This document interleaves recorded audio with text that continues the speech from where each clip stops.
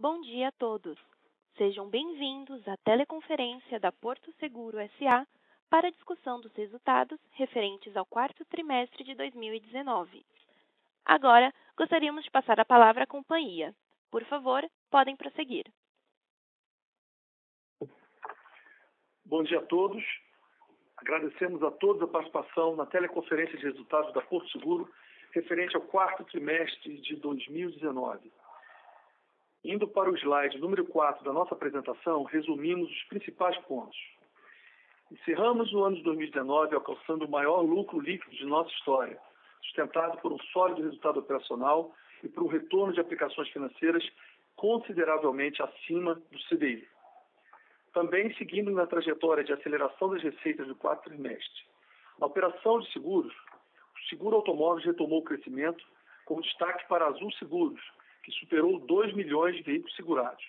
Os seguros de saúde, vida e riscos financeiros expandiram em duplo dígito.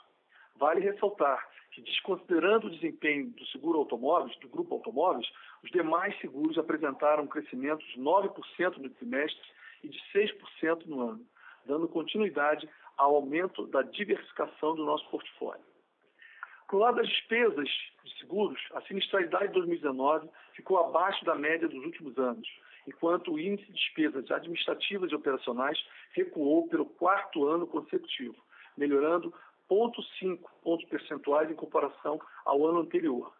Desta forma, apesar do aumento em relação ao ano anterior, o índice combinado permaneceu 2 pontos percentuais abaixo da média dos últimos 10 anos.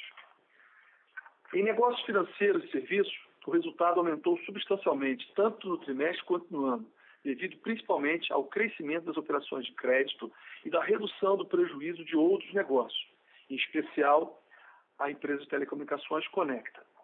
O produto cartão de crédito superou pela primeira vez 1 milhão de cartões ativos e a carteira total de crédito ultrapassou 8 bilhões de reais, crescimento de 21% no período, sendo que a carteira de CDC alcançou 1,5 bilhões, apresentando um crescimento de 28% em relação ao ano anterior. Realizamos diversas iniciativas ao longo de 2019, com potencial para contribuir com o crescimento dos próximos anos.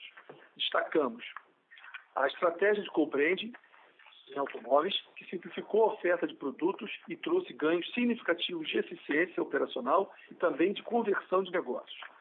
Lançamos também a campanha Seguro Auto com cartão de crédito, com desconto no seguro e parcelamento em 10 vezes sem juros no cartão de crédito Porto Seguro. Diversas campanhas comerciais e ajustamos também as regras de aceitação para impulsionar o segmento de saúde para pequenas e médias empresas. Desenvolvemos o Conquista, plataforma de investimentos e negócios que permite a comercialização de diversos produtos no nosso portfólio. Iniciamos a comercialização de seguros D&O, Direct and Officer, e de responsabilidade civil profissional, modalidade onde não atuávamos. Lançamos o Repara, primeiro clube de serviços emergenciais para residências no país. Também lançamos o seguro Bike, com uma solução completa de proteção para todos os tipos de bicicleta. Gostaria de mais uma vez agradecer a todos os funcionários, corretores, parceiros e investidores pelos resultados alcançados por mais um ano de dedicação e confiança na Porto Seguro. Bom, agora eu vou pedir ao Celso para continuar comentando em mais detalhes os principais resultados do trimestre e do ano. Muito obrigado. Bom dia a todos. Obrigado pela participação no call da Porto Seguro. Então, vou começar destacando aqui o crescimento das receitas operacionais no quarto trimestre. Então, no quarto trimestre, a Porto Seguro acelerou a expansão das receitas em 5% em comparação ao mesmo período de 2018. Então, a aceleração do crescimento é um dos principais objetivos estratégicos da empresa. Então, aqui na página 5, a gente mostra um crescimento, um CAGR, um crescimento médio de 2014 a 2019 de aproximadamente 5%. Mas o mais importante desse gráfico também é a gente destacar que uma das nossas estratégias é a diversificação, né? E um crescimento maior, que a gente percebe aqui, a gente verifica em serviços financeiros e serviços. Quer dizer, a gente cresce 4% em seguros e previdência, cresce 11% em serviços financeiros e 7% em serviços. Então, isso demonstra claramente o nosso crescimento acima de 2 dígitos em serviços financeiros nesses últimos anos e 7% em serviços, né? E 4% em serviços. Na página seguinte, na página 6, essa diversificação demonstra que em 2014 o nosso prêmio de automóvel representava 60% da nossa receita. Em 2019, essa participação do automóvel passa a representar 54%. Então, isso a gente vem diminuindo a participação da receita total do automóvel no nosso portfólio. Na página 7, a gente passa a falar um pouquinho dos resultados. Então, a gente vê o lucro líquido anual recorrente atingiu o maior nível histórico e a rentabilidade manteve-se num patamar elevado, né, apesar da queda acentuada da taxa de juros, em razão dos resultados operacionais sólidos e do aumento dos resultados das aplicações financeiras. Nós tivemos uma rentabilidade trimestral no quarto trimestre de 20,1%, né, um ROE, uma rentabilidade de 20,1%, e uma rentabilidade anual de 19,3%. Né? Então, a rentabilidade realmente foi dentro das nossas expectativas no ano. E um ROE anual de 19,3%. Né? Quando a gente faz um ajuste, tirando o excesso de capital, né, que a gente tem até por o nosso apetite a risco, que a gente tem internamente, a gente vê que o nosso ROE, aplicando 100% do CDI, um cálculo que a gente faz, ele fica a 22%. Então, a gente tem um retorno, como se a gente tivesse calculado, a gente faz esse cálculo aqui também internamente, dos produtos, um retorno sobre o patrimônio de 22%. Então, a gente elimina o excesso de capital e aplica 100% do CDI, e a gente chega a 22% de retorno, é o retorno que dá às nossas carteiras. No slide seguinte, a gente faz aqui um gráfico demonstrando só 8 ilustrativo. É claro que não é essa a medição correta, mas é só para ilustrar um pouco como o CDI afeta a nossa rentabilidade, mas como também a Porto tem conseguido superar e passar para os negócios a queda do CDI. Então, a gente percebe aqui nesse gráfico 8, que desde 2010 a gente vem superando o CDI, e nesses 2 anos, 2018 e 2019, a queda do CDI foram os anos que nós tivemos aí a maior rentabilidade sobre o CDI. Então, 2018, 298 sobre o CDI, e 2019, 327 ROE sobre o CDI. É claro que a gente também faz esse mesmo cálculo sobre o custo de capital, e também foram os anos com maior retorno sobre o custo de capital. Agora, eu queria passar a palavra para o Marcelo Picanço, que vai falar um pouquinho sobre os resultados dos seguros. Bom dia a todos, obrigado pela atenção, a dedicação à companhia e ao nosso call. Bom, o nosso crescimento total de prêmios nesse quarto trimestre retomou o crescimento em automóvel, com uma carteira que vinha pressionada e conseguimos crescer 2,2%. Nos demais seguros, crescemos 2 dígitos ou mais próximo a 2 dígitos. A retomada em automóvel é importante, porque tivemos aí uma queda de prêmio médio em função de redução de frequências, principalmente de furto e roubo, que leva com que o impacte o crescimento quando medido em prêmios. No slide 10, tivemos uma redução, uma piora no índice combinado. Mesmo assim, mantivemos um retorno sobre capital em seguros de 18% em 2019. Acreditamos que seja bastante apropriado para uma carteira como essa. Tivemos, sim, uma piora em 2019 de sinistralidade de 1,8 pontos e de comissionamento de 1 ponto.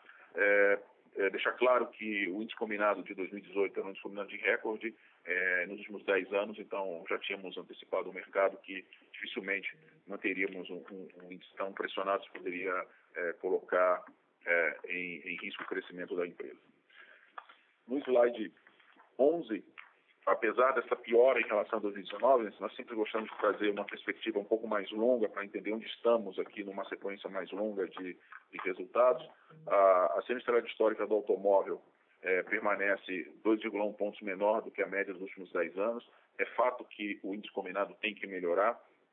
Desculpe, o índice combinado fica 2,1 pontos melhor do que a média dos 10 anos. Ele tem sim que melhorar até em função da queda do resultado financeiro, que foi uma discussão bastante interessante com o mercado ao longo desses anos, da capacidade da empresa de melhorar sua performance operacional em função da queda. Isso veio tanto no resultado técnico de sinistro, quanto veio também no ganho de eficiência, que já foi citado aqui, que eu vou comentar um pouco mais. Gostaria de ressaltar também o índice combinado histórico, olhando inclusive o índice combinado ampliado, que no caso do Brasil, face ainda à relevante receita financeira, apesar da queda do CDI, nós demonstramos que fechamos com 89,5 em 2019, que é um índice muito interessante e em linha, inclusive, com os momentos onde tínhamos resultado financeiro muito maior, 2 a 2,5 vezes o resultado financeiro que temos hoje. Então, eu acho que essa queda do CDI foi compensada pela melhora da performance operacional conforme ao longo dos anos. E, por fim, gostaria de ressaltar também que o índice de DA mais DO, né, colocando todo o OPEX, ele recuou 3,6 pontos percentuais nesses últimos 4 para 5 anos. Foi um ganho de eficiência muito importante que nós tivemos que fazer e continuamos buscando para compensar não só a queda do resultado financeiro, mas melhorar a experiência dos clientes também. Para nós, ganho de eficiência também é ganho de qualidade. Não significa simplesmente corte de custo para ampliar margem. E eu acho que isso está demonstrado em um esforço, a gente gosta de mostrar há vários anos, porque a gente não acredita que isso aqui é um esforço pontual, nem algo que aconteça de um ano para o outro, ele continua ao longo dos anos. Bom, dito isso, eu gostaria de passar a palavra para o Marcos Loução, que vai continuar com a nossa parte de negócios financeiros e serviços. Muito obrigado. Bom dia a todos, obrigado pela presença. Em resultados de negócios financeiros e serviços, nós tivemos um quarto trimestre que foi bastante importante, com crescimento substancial em relação ao quarto trimestre do ano passado.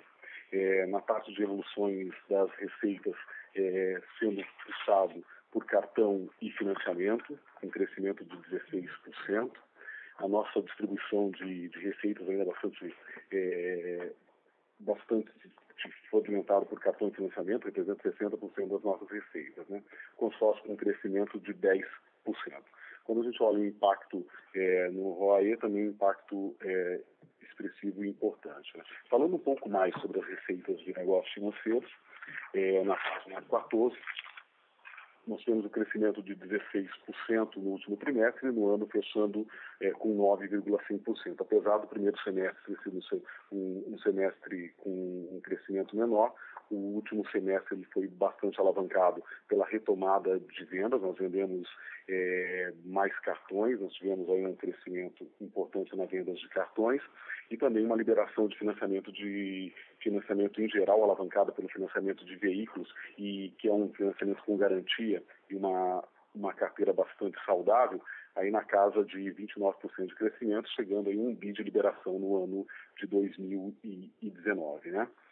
Na parte de cartões ativos, nós tivemos também alterações de campanhas de ativação e também uma maior utilização do nosso aplicativo, que teve um crescimento aí de 44% de downloads e 52% de cartões de ativos, que também foi bastante importante e ajudou a gente no aumento de ativação, que ajuda também aí nos cartões ativos, e sem falar também da venda.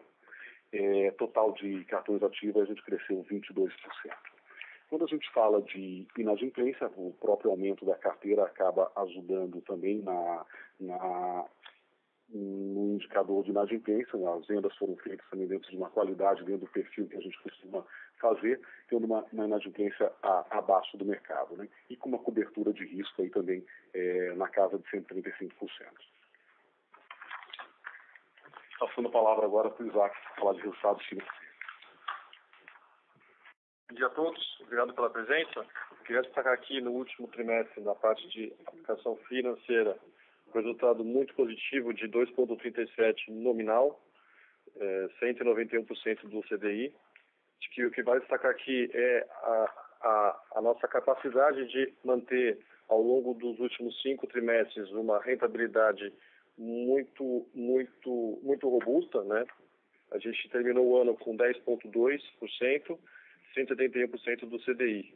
Tá? Então, destaque aí, acho que nós estamos colhendo frutos aí de uma construção de portfólio que foi feita ao longo dos últimos anos, o que traz capacidade da gente, mesmo com o CDI mais baixo, conseguir fazer resultados dessa monta. Tá? Acho que esse resultado basicamente veio da nossa carteira de bolsa. Tá? Então, não só o beta como o alfa também, a nossa carteira foi bastante positiva contra o índice Bovespa, e os nossos títulos que são indexados ao IPCA, que também trouxeram bastante resultado. Tá? Então, basicamente é isso. Bom, finalizando, eu gostaria de agradecer novamente a todos que participaram da nossa teleconferência de resultados e passar agora para a parte de perguntas. Obrigada. Iniciaremos agora a sessão de perguntas e respostas. Caso haja alguma pergunta, queiram, por favor, digitar *1, ou, alternativamente, as perguntas podem ser encaminhadas pela plataforma de webcast no ícone Pergunte ao Palestrante. Obrigada. O senhor Felipe Salomão, do Citibank, gostaria de fazer uma pergunta. Bom dia, senhores. Obrigado pela oportunidade de fazer pergunta. São duas perguntas da minha parte. A primeira, vocês poderiam dividir conosco um pouco da dinâmica atual de preço e ticket médio, e também como é que está a expectativa para vocês para os próximos trimestres? Né? Vocês têm notado que nas últimas semanas ou nos últimos dias que a indústria já está subindo preços, que o ticket médio já está subindo, até em linha com um dos comentários que o Câncio fez no call de que o índice combinado tem que melhorar, né, nesse ano, né, em 2020. Essa é a primeira pergunta. E a segunda pergunta é se a gente pode esperar mais um ano de melhora no índice DA e IDO, igual vocês entregaram, enfim, desde 2015. Obrigado. Bom, Felipe, obrigado pela pergunta, Marcelo Picanço falando. Bom, vou comentar sobre a dinâmica de preços, depois o Celso vai comentar sobre a parte de eficiência, tá? E ganho da DA.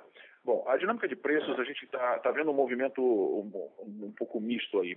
Dezembro foi um mês mais agressivo, a gente viu assim no final de 2019, último mês e penúltimo mês o mercado um pouco mais agressivo, e notamos em janeiro já alguns movimentos, né, aqui pelos nossos radares, de aumento de preço em parte do mercado. A gente não pode generalizar que todo o mercado está fazendo, mas acho que parte do mercado sim está fazendo. Porém, eu diria que esse final de 2019, início de 2020, ele começou um pouquinho mais acirrado no movimento, com uma tendência de melhora, mas ele teve aí uma queda com uma tendência de melhora daqui para frente, mas que pode acirrar sim, porque a gente planta, na verdade, essas safras que vão impactar o prêmio ganho e o resultado para frente já desde o segundo semestre de 2019, então um pouco do finzinho de 2019 pode mostrar resultados mais impactados para frente, em função de uma dinâmica de preço acirrada, e agora vai depender dessa dinâmica que a gente está vendo positiva, porém ainda não na totalidade do mercado, de aumento de prêmio, tá? Prêmio médio. Bom, Felipe, obrigado pela pergunta.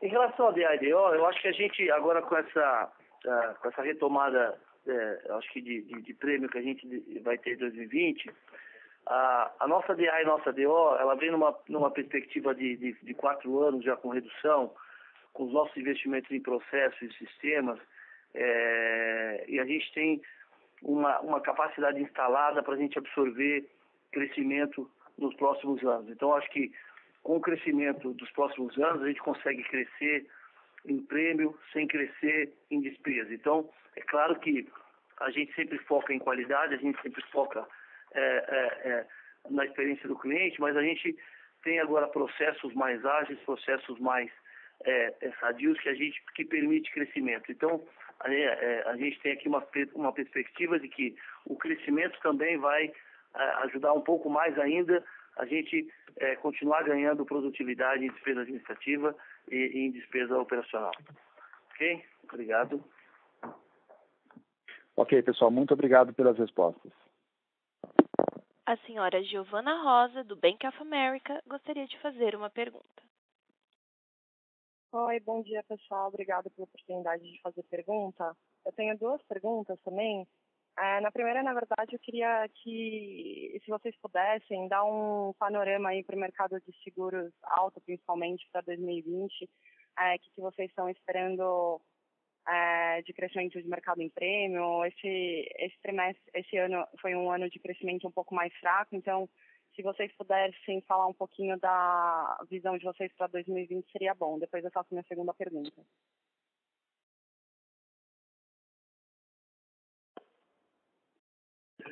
Oi, Giovana. Bom dia, Marcelo Picanso. Vou falar de números de mercado aqui, tá? Das nossas perspectivas, vendo um pouco de vendas de veículo, né? Perspectivas também dos fabricantes. Então, a gente acredita num crescimento aí de vendas de veículos de 9% a 10%. Nesse ano, isso aí, obviamente, são projeções que são feitas por nós, né? São feitas pela indústria. Né? E para carro de passeio, a gente acredita também com essa retração das importações na Argentina. Realmente a gente está focando, o mercado vai focar em vendas internas mesmo. Tem uma perspectiva de retomada econômica melhor, né? Apesar de sempre alguns números que podem vir decepcionantes, como vieram a produção industrial, mas a gente acredita numa expansão de consumo melhor, sim, inclusive por expansão de crédito. Isso ajuda bastante na dinâmica de aquisição de veículos, que faz com que suba também um pouco do prêmio médio, os veículos mais novos, né, comprando mais 0 quilômetro. Então, a gente tem uma perspectiva de melhora aí sim. Né? Por outro lado, o crescimento do prêmio ele depende também de um aspecto técnico, que é da frequência de roubo e furto.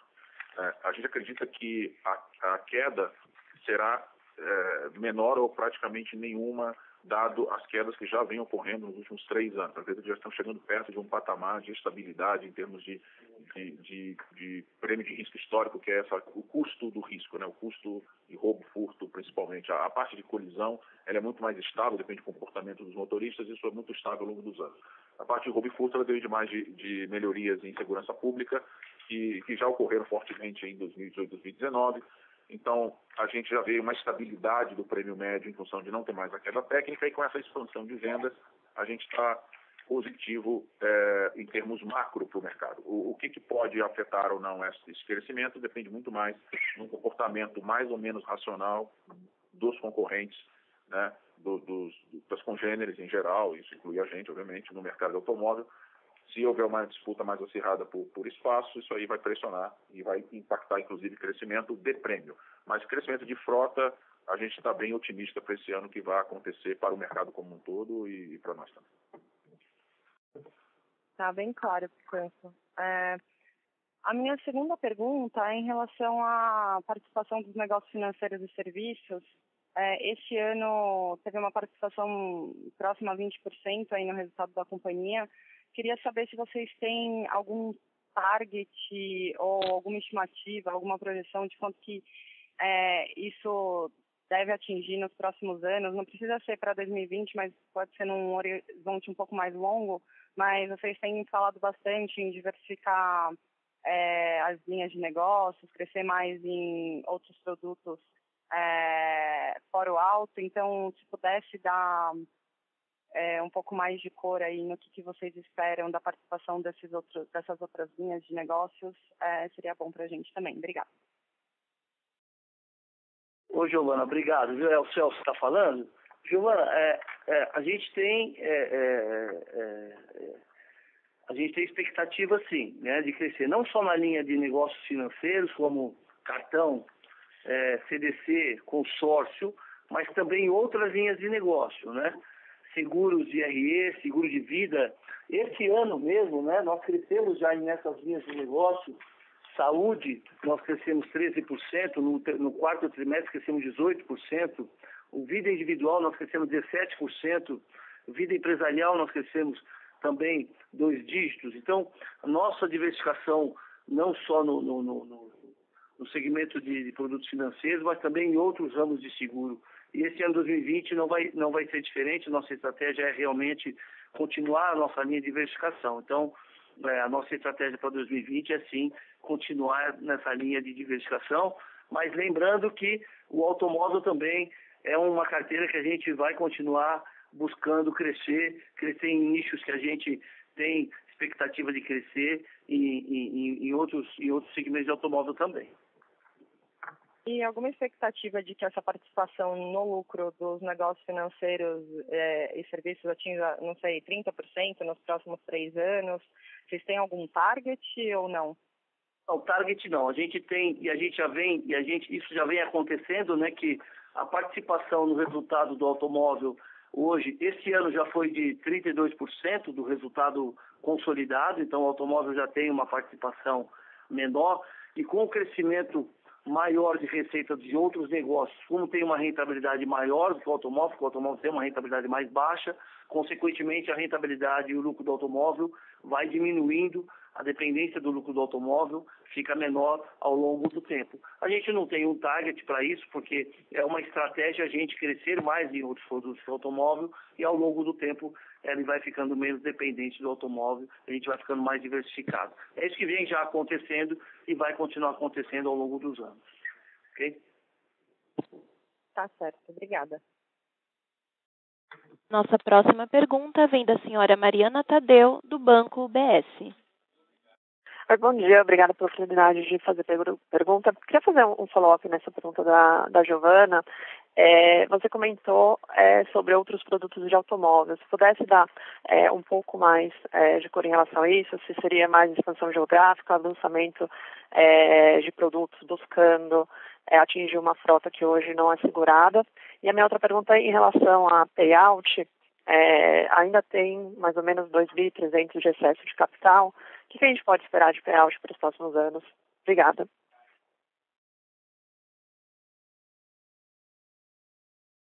Oi, Mariana, é Marcelo Pitanço falando. Bom dia.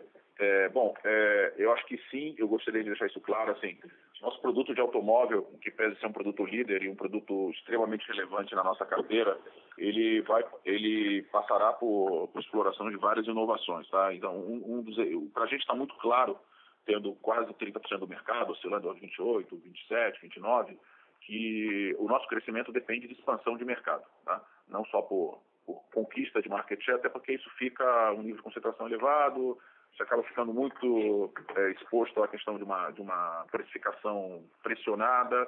Então, e a nossa visão para essa expansão é uma visão de inclusão securitária mesmo, com produtos diferenciados, né? Isso implica em ter produtos para quem nunca comprou seguro, né? Trabalhando canais em conjunto com corretores, mas trabalhando canais e uma abordagem inovadora, né? Com produtos que cabem no bolso, com coberturas diferentes, né?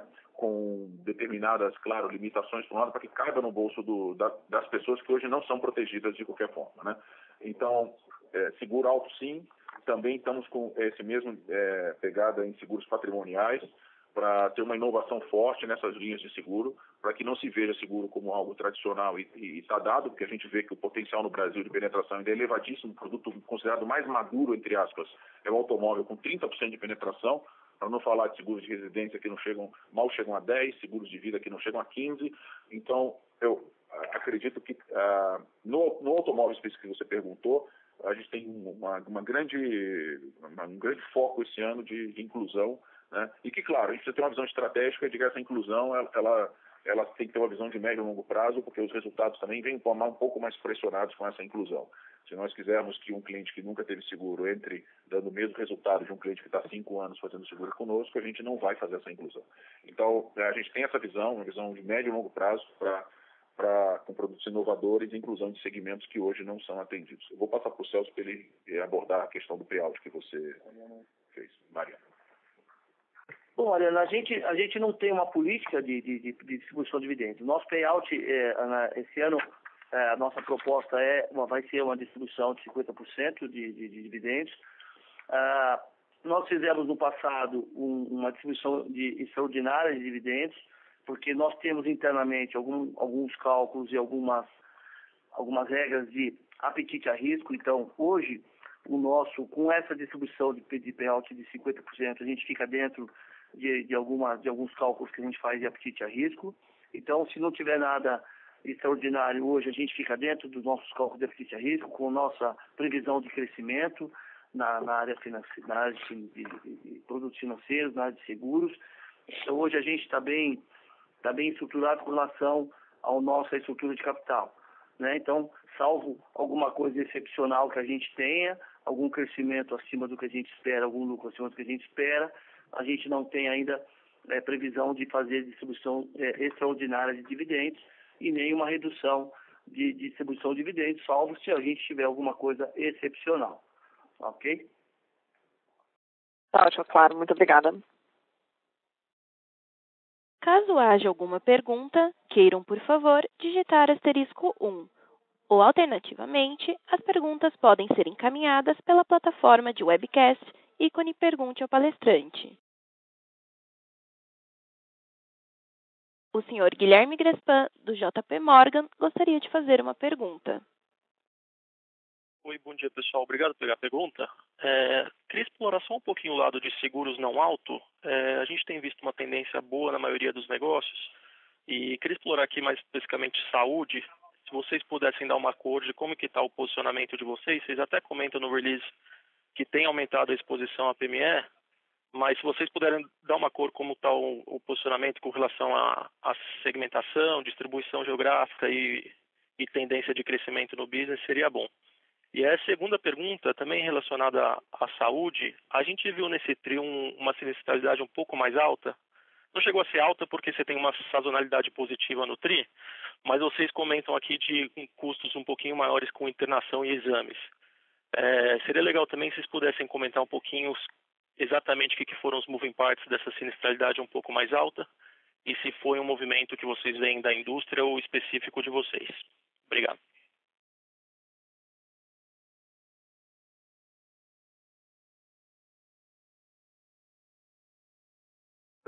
Oi, Guilherme. Marcelo, Picanço novamente. Bom, vou falar um pouquinho sobre o saúde, né? Sim, o saúde nós fizemos uma série de questões internas de gestão, de operação, de inteligência e de produto. Então, de fato, nós estamos com um crescimento muito mais forte em PME e assim deverá continuar, pequenas e médias empresas. Nós temos ainda oportunidade de acelerar ainda mais o crescimento aí. Nós gostamos das pequenas e médias empresas por uma questão de mútuo, de fato. Eu acho que o mercado, nas grandes contas, acaba que mistura um pouco seguro-saúde com prestação de serviço, fazendo precificação conta a conta e por risco decorrido. Isso confunde um pouco com a exposição a risco e acaba tendo uma disputa por essas contas muito grande que pressionam margens. Isso tem sido assim no mercado.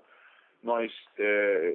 dizer o que a gente não vai fazer, né? A gente não é uma empresa de verticalização, a gente não é uma empresa de posicionamento de operação de hospitais ou de clínicas. Tivemos isso no passado, até vendemos as clínicas, né? Então, a gente aposta muito no posicionamento de serviço diferenciado e inteligência fortíssima, né?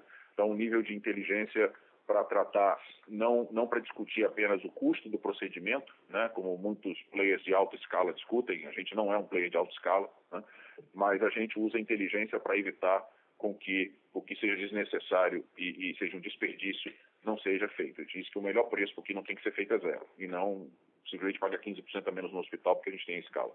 O nosso posicionamento ele ainda é um posicionamento geográfico de Sudeste, ele está expandindo para o Rio de Janeiro, sempre foi muito focado em São Paulo. Nós não temos uma pressa de fazer uma expansão nível Brasil da noite para o dia, porque isso diminuiria a nossa relevância e a nossa proximidade com os nossos prestadores, os nossos médicos, hospitais, e isso afetaria a gestão médica, que para nós é uma parte muito crítica. A gente gosta de acompanhar com lupa a parte de gestão médica, com muito cuidado no que é feito, por que é feito, por quem é feito. Então, esse nosso posicionamento de atenção a detalhes no nível extremo, né, ele exige uma concentração geográfica e que, sim, será feita expansão, mas à medida que a gente vai ganhando massa crítica nos estados e nas proximidades deles, né? E a sinistralidade que você citou, a gente não está vendo nenhuma tendência de sinistralidade aumentando, e nada recorrente. Isso acontece, às vezes, no saúde, alguns picos, algumas questões muito específicas dentro de um mês. Nós não estamos vendo nenhuma questão e nós não estamos com uma preocupação nesse momento com o resultado pressionado em saúde. Nós estamos tendo um crescimento aí muito saudável, né, via PME, e o nosso realmente foco aqui é um crescimento ainda maior, né, nessa carteira que nós reposicionamos, fizemos um turnaround, né, e acho que a gente está pronto para crescer de forma bastante robusta. Perfeito, obrigado. O senhor Felipe Salomão, do Citibank, gostaria de fazer uma pergunta. Oi, pessoal. Obrigado pelo follow-up. Só para confirmar, Picanço, sobre a mensagem que você dividiu na pergunta de uma outra analista, especificamente, como é que está a cabeça de vocês para o comportamento de sinistralidade do seguro de automóvel em 2020? A expectativa é que caia, fique flat, enfim, levando em conta tudo, né? Enfim, tendências de roubo e furto, preço, etc, etc. É só para entender só para ter certeza que eu entendi a mensagem corretamente. Obrigado. Oi, Felipe. Marcelo Picanço novamente. Bom, a parte essa pergunta sobre a sinistralidade, ela tem que ser decomposta pelo menos em 2 fatores. Essa é uma das variáveis mais importantes aqui para a nossa projeção de resultado operacional, do alto, né? É a variável mais importante. Bom, eu diria o seguinte, em termos de frequência, né, a gente está vendo uma estabilidade no país muito grande e até de quedas estarem mais estáveis. A gente está já chegando mais próximo de um patamar que a gente acredita que ele é mais estável, sem sofrer tanto solavancos ou para cima, ou mesmo quedas para baixo, tá? Que afetariam o crescimento. Eu acho que a variável que está mais difícil de prever nesse momento, para dizer o quanto que afeta a sinistralidade, é a variável preço. A gente tem algumas safras um pouco mais pressionadas no final do ano passado, por conta de precificações mais acirradas no mercado, e agora vai depender da confirmação ou não dessa tendência que eu falei, se o mercado vai recompor o preço, inclusive porque 2 movimentos ocorreram que são exógenos ao mercado. O primeiro é a queda da Selic, que já começando o ano muito baixa, né, recorde de início de ano baixo, né, e que a gente não tem nenhuma perspectiva de crescimento ao longo do ano, tá, pelo menos não para esse ano. Pelo contrário, então esse é o primeiro. E o segundo é que todo o mercado fez um movimento ao longo dos últimos anos de aumento de prazo de pagamento. E isso diminui o que a gente chama de adicional de fracionamento, são os juros cobrados em quem paga seguro parcelado. Isso afeta o resultado financeiro. O resultado financeiro não é só resultado de aplicações financeiras, como às vezes se confunde, né? Então isso pressiona o resultado operacional. Logo, dito de outro jeito, isso deveria ser incorporado no preço, tecnicamente, para compensar, ou seja, mais formas de pagamento mais longas implicam em também um preço base um pouco maior, né? Se o mercado vai ou não vai recompor isso dentro do preço, eu diria que a grande pergunta, a grande aposta, a grande discussão que você pode ter nesse ano, né? Então, eu acho que a variável preço é a variável realmente que pode trazer mais instabilidade aí. Então, difícil de prever, né? Eu diria que pensar numa redução de sinistralidade em relação ao que a gente fez em 2019, eu acho que está assimétrico, eu acho que é menos provável do que um aumento, tá? Dado que 2018, que é a comparação que a gente está fazendo, foi um ano recorde, né, em mais de uma década. Então, eu acho que caminhar para o lado de um ano recorde, eu acho que ainda não é tão fácil, né? Quando se a gente mantivesse 2019, eu diria que seria um resultado já muito salutar, né? Conseguindo crescimento, obviamente, né? Tá ok. Obrigado pelo follow-up, Picanço. Temos uma pergunta via webcast. O senhor Eduardo Nicho, da Companhia Brasil Plural, pergunta: algum plano para o excesso de capital que chegou a 2,3 bilhões? Nicho, obrigado pela pergunta. Como havia explicado já anteriormente para a Mariana, a gente já fez a distribuição extraordinária de dividendos, a gente fez no passado, né? A gente tem um trabalho de apetite a risco que a gente faz internamente com todos os negócios da companhia, prevendo crescimentos futuros e dos negócios financeiros, dos negócios de seguros.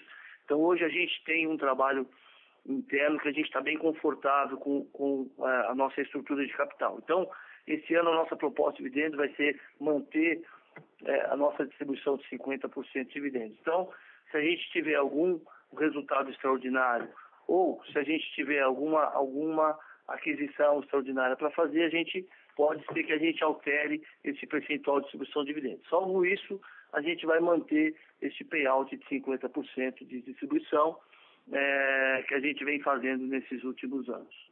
Ok?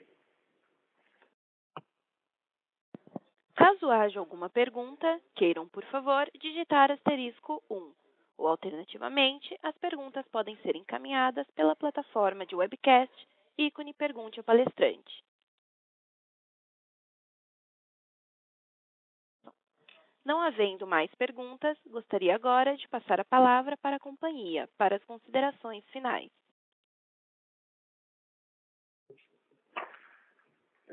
Gostaria de agradecer novamente a todos que participaram da nossa teleconferência de resultados, especialmente pelas perguntas, pelas contribuições e pelo interesse na nossa Porto Seguro. Gostaria também de reforçar que, se vocês tiverem dúvidas adicionais, sintam-se à vontade para visitar a nossa seção de Relações com Investidores no nosso website www.portoseguro.com.br ou, se for o caso, entrar em contato diretamente com a nossa equipe de RI. Muito obrigado. A teleconferência da Porto Seguro está encerrada. Agradecemos a participação de todos e desejamos um bom dia.